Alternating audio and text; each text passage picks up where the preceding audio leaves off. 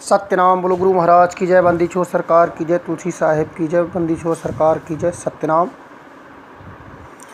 संत के बिना ईश्वर का ज्ञान नहीं हो सकता। सतगुरु के बिना ईश्वर का ज्ञान नहीं हो सकता। इसलिए संत सद्गुरुओं का बड़ा उपकार हम लोगों पर है, इसलिए उनकी स्तुति करना चाहिए। क्योंकि जो महात्मा इस संसार में आए और सतलोक सिधार गए, और उन्होंने जो हमको वचन दिया, जो शब्द दिए, उस शब्दों को हम लोग ग्रहण करके अपने को कृतार्थ बन सकते हैं। संत लोग जब तक जीवित रहे तब तक हम पर उपकार करते रहे, और जब शरीर छोड़कर चले गए तो अपना ज्ञान छोड़कर चले गए। दोनों तरह से हमारा उपकार ही किया है, इसलिए उनकी भी स्तुति करना चाहिए। संत तो उपकारक होते हैं और गुरु परोपकारक होते हैं, उनका पर हम पर अधिक उपकार होता है। संत लोग एक गंगा की तरह, पवित्र निर्मल धारा की तरह बहते रहते हैं। जैसे गंगा बहती रहती है, वैसे ही संत चलते फिरते तीर्थ कहलाते हैं, चलते फिरते गंगा कहलाते हैं। उन्हीं में से एक सद्गुरु होते हैं, वह अपने शिष्यों की संभाल करते हैं, जहाँ तक हो सकता है उपदेश देते हैं, ज्ञान देते हैं, ध्यान की प्रेरणा देते हैं। इसलिए गुरु की भी स्तुति करना चाहिए। पाप कर्मों से बचना चाहिए। अपने मन को संत सद्गुरुओं के चरणों में झुकाए रहने से ज्ञान की ओर मन लगने लगता है। ये सब लोगों को करना चाहिए। फिर भी ईश्वर के नाम का लोग बहुत गुणगान करते हैं। जैसे ईश्वर का गुणगान, वैसे ही ईश्वर का नाम का गुणगान होता है। जितने भी ईश्वर के नाम हैं सभी शब्द ही शब्द हैं, लेकिन ये शब्द वर्णात्मक हैं, सार्थक हैं। इसके अतिरिक्त ध्वनात्मक शब्द है, वो आज्ञा चक्र में मिलता है, उसे पकड़ना चाहिए। लिखा है कि श्रवणात्मक, ध्यानात्मक, वर्णात्मक विधि तीन, त्रिविध शब्द अनुभवगम, तुलसी कहाँ ही प्रवीण। श्रवणात्मक और वर्णात्मक ये दोनों को कान से सुनता है, कान से सुना जाता है, लेकिन जो ध्वनात्मक शब्द है वो कान से नहीं सुना जाता, सुनने के ढंग से अंदर में सुना जाता है। श्रवणात्मक शब्द में ध्यान से सुना जाता है, ध्यान में सुना जाता है। श्रवणात्मक शब्द में बाहरी ध्वनात्मक शब्द भी है, लेकिन भीतरी शब्द की बात जो पहले कहा गया वो शब्द भी जान लीजिए। अव्यक्त अनादि अनंत अजय, अज आदि मूल परातम जो, ध्वनि प्रथम अस्फुटित पराधरा, जिनसे कहिए स्फोट है सो। स्फोट शब्द वर्णात्मक में कहा गया है, लेकिन उसका अर्थ नहीं होता, इसलिए कहा ध्वनि प्रथम अस्फुटित पराधरा। पराधारा जिनसे कहिए स्फोट है सो। ईश्वर का ध्वनात्मक नाम को भजन से पकड़ा जाता है। ईश्वर के वर्णात्मक और ध्वनात्मक दोनों नाम को जाना चाहिए। इस तरह ईश्वर की उपासना करना चाहिए। संतों की प्रार्थना, गुरु की प्रार्थना और ईश्वर की प्रार्थना, ये नाम भेद है, इसको जानना और करना चाहिए। अपना सिद्धांत, अपना मत धर्म कहलाने वाले धर्म का सिद्धांत को जानो। सिद्धांत के अनुसार चल नहीं सकते हो, जो जान नहीं सकता याद कैसे रखेगा, जो याद नहीं रखेगा वो क्या कर लेगा।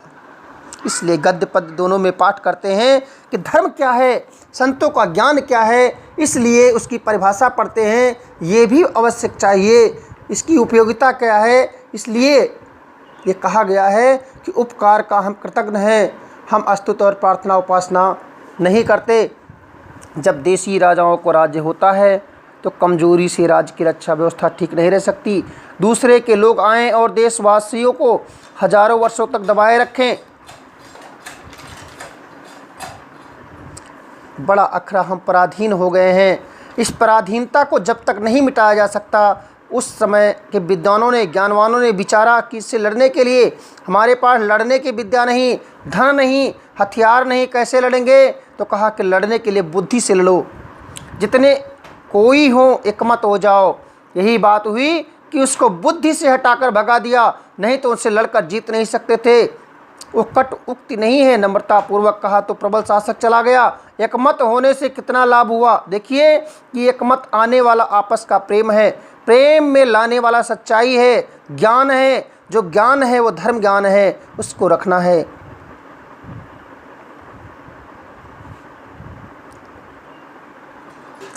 बड़े बड़े विद्वानों के मस्तिष्क में जो विचार आते हैं, स्मरण शक्ति आती है, जिसको लिख देता है, उनके जाने के बाद वही स्मरण रहता है। जो लिखा है वही सत्संग में आकर के बैठते हैं, लोग सुनाते हैं और समझते हैं, और होते होते सब कुछ हो जाता है। लोग कहते हैं ईश्वर क्या नहीं कर सकता। ये कहा जाता है कि ईश्वर क्या नहीं कर सकता। सृष्टि को देखकर मालूम होता है कि ईश्वर सब कुछ करने वाला है, सभी काम करता है। सृष्टि के बाहर क्या है? सृष्टि के बाहर भी स्वयं परमात्मा ही है। वो सब कुछ कर सकता है, ऐसा कोई काम नहीं जिसे वो नहीं कर सकता हो। एक राजा था, वो अपने यहाँ बहुत से वैद्यों को रखे हुए था। आजकल की तरह अस्पताल नहीं थे। एक बार एक आदमी बीमार पड़ा, वैद्य के समीप गया। वैद्य ने कहा, हे भाई, इस बीमारी का इलाज नहीं है। वो बीमार आदमी चला गया। जाते जाते वो चने के एक खेत में पहुंचा, जहां मनुष्य की एक खोपड़ी थी, उसमें थोड़ा पानी था। उसने चने की एक नई कोमल पत्ती निकाली और उसको खा लिया, पानी वही पी लिया, जिससे उसकी बीमारी दूर हो गई। वो आदमी राजा के पास गया और कहा कि आपके वैद्य ने कहा था कि मेरी बीमारी दूर नहीं होगी, किंतु देखिए मेरी बीमारी दूर हो गई, मैं पूर्ण स्वस्थ हो गया हूँ। राजा के वैद्यों ने पूछा कैसे हुआ? उसने सारा हाल बता दिया। वैद्यों ने कहा कि रोग इसी तरह दूर हो सकता है, लेकिन इसकी ऐसी दवा मिलना मुश्किल था, इसलिए कहा था कि इसका इलाज नहीं है। गूंगे को कौन कहे, उचित समय वचन कहने में समर्थ नहीं।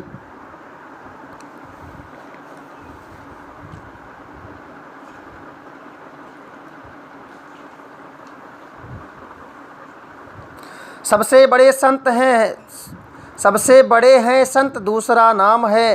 तीजे 10 अवतार उन्हें प्रणाम है। ब्रह्मा विष्णु महेश सकल अवतार हैं। अरे हाँ रे पलटू, सबके ऊपर संत मुकुट सरदार है। बड़ा होए ते पूजिए संतन किया विचार, संतन किया विचार ज्ञान का दीपक लीना। देवता 33 कोट नजर में सबको चीन्हा। सबका खंडन किया खोज के 3 निकारा, और 3 में 2 सही, मुक्ति का एक ही द्वारा। हरि को लिया निकार बहुर 3 मंत्र विचारा। हरि है गुण के बीच, संत है गुण से न्यारा। पलटू प्रथमई संत जन दूजे हैं करतार, पलटू प्रथमई संत जन दूजे हैं करतार। बड़ा होए ते पूजिए संतन किया विचार। हमारे गुरुदेव संत ही नहीं, संत सद्गुरु थे, इसलिए सद शिक्षा देते हैं और संत सद्गुरु होते हैं। सत शिक्षा के साथ साथ प्रभु प्राप्ति की शिक्षा बदलाते हैं।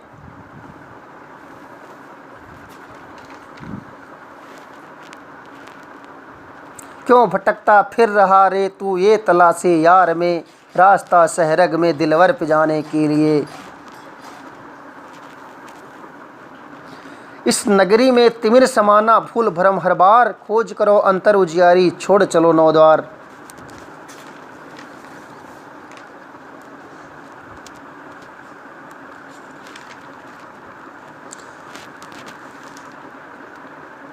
दसवें द्वार में पहुंचने के लिए लिखा है, जो पहुँचे हुए संत महात्मा हैं उनके पास जाओगे तो सुषुम्ना का रास्ता बतलाएंगे। जब तक हम आज्ञा चक्र को सूरत 10वें द्वार पर जाएगी तभी आज्ञा चक्र मिलेगी। सहस कमल चढ़ी त्रिकुटी धाओ, भंवर गुफा सतलोक निहारो। अलख यगम के पार सिधारो, सतगुरु चरण सम्हार सम्हारो। जाति पाति पूछ ही नहीं कोई, हरि को भजे सो हरि का होई।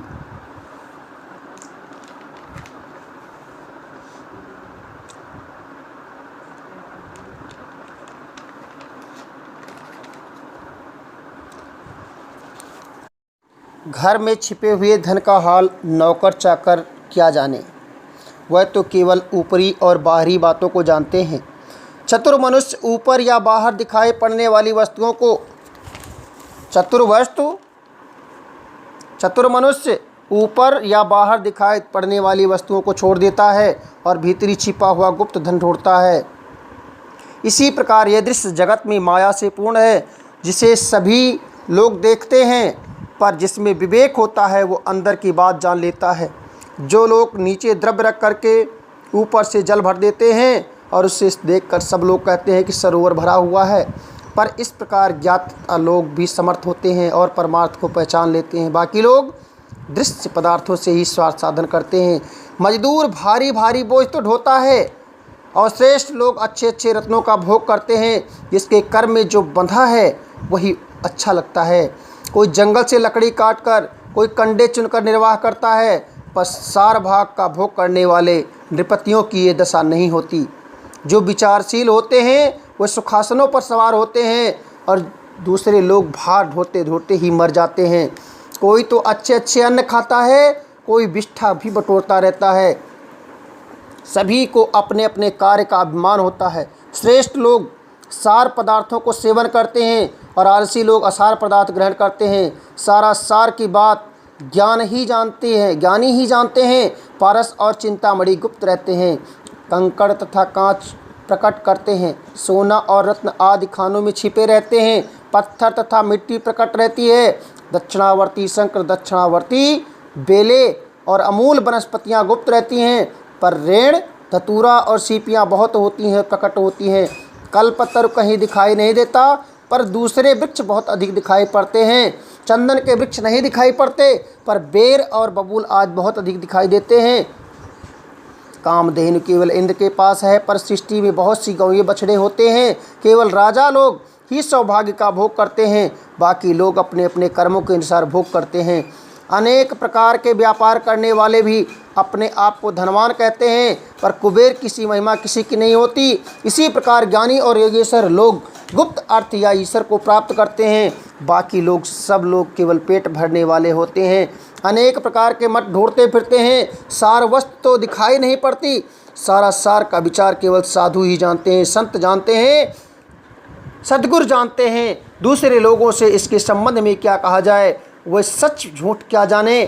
साधु संतों गुरुओं की बातों में केवल साधु संत गुरु ही जानते हैं इस शब्द को, जो गुप्त धन को दिखा देते हैं। गुप्त धन दिखाई नहीं पड़ता, फिर भी उसे ध्यान के द्वारा आँखों से अंजन लगाने पर आवश्यकता होती है, तभी मिलता है। इस प्रकार गुप्त परमात्मा को ढूंढने के लिए सज्जनों की संगत की आवश्यकता होती है। राजा के पास जिस तरह से धन इकट्ठा होता है, उसी तरह से संत सद्गुरुओं के पास में वो संपत्ति गुप्त धन इकट्ठा होता है। सत्संग से हमें सहज में सद्वस्तु परमात्मा की प्राप्ति हो जाती है। उसी विचार करके देख लीजिए कि संसार में जितने भी पदार्थ दिखाई देते हैं सब नष्ट हो जाते हैं। केवल परमात्मा ही अनंत काल तक दृश्य में जगत से अलग रह करके भी सब कुछ देख रहा है और है। वो परमात्मा इस दृश्य जगत से भी परे है, अंदर भी भरा हुआ है, सभी चर तथा अक्षर पदार्थों में भी है। यदि अपने ही मन में विचार पूर्वक देखा जाए तो उसका अनुभव होता है। बिना संसार का त्याग किए, प्रपंचों तथा उपाधियों को छोड़े बिना केवल विचार की सहायता से ही लोगों का जीवन सार्थक हो सकता है। छोड़ना क्या है, सब कुछ परमात्मा का मान लेना है, बस सहज में मुक्ति मिल जाती है। ये अनुभव की बात है, विवेक की बात है कि सब कुछ परमात्मा का मान लेना है। छोड़ना क्या है? क्या तुम घर लेकर आए थे? क्या धन लेकर आए थे? अनुभव में आ जाए कि सब कुछ परमात्मा का बनाया हुआ है, उसी का है, तो हमारे जन्म जन्मांतर के पाप नष्ट हो जाते हैं। कोई अंतर नहीं रहता, सारा विपरीत विचार नष्ट हो जाता है, सारा संदेह मिट जाता है। इसके द्वारा मनुष्य इसी जन्म में, इसी समय इस संसार से मुक्त हो सकता है और निश्चित रूप से ईश्वर में मिलकर मोक्ष प्राप्त करता है। मनुष्य शरीर में रह करके देवपद, निर्गुण पद, अनन्य भाव पा जाता है। सद्गुरु के वचनों में विश्वास करना चाहिए, तो हमारे समूल पाप नष्ट हो जाते हैं।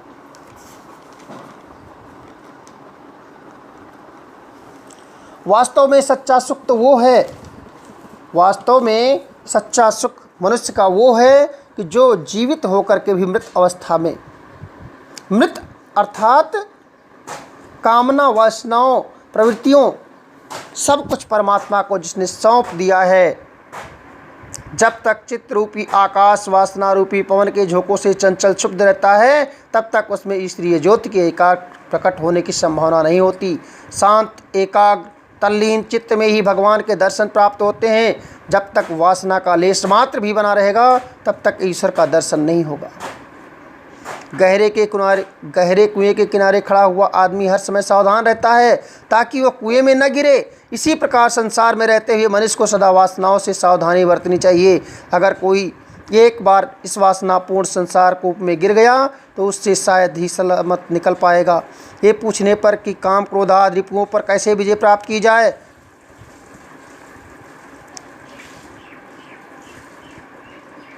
तो विजय प्राप्त करने का एक ही उपाय है कि सब कुछ ईश्वर को समर्पित कर दिया जाए।